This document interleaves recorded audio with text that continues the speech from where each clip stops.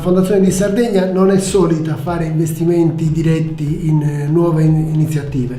Il caso Sardex è particolare ed ha alcune motivazioni. La prima si trattava di un'operazione di crescita, di aumento di capitale di un'azienda sarda e abbiamo voluto rappresentare il capitale sardo. Quindi abbiamo deciso di entrare anche perché ritenevamo opportuno che ci fosse un investitore sardo nella nuova compagine azionaria.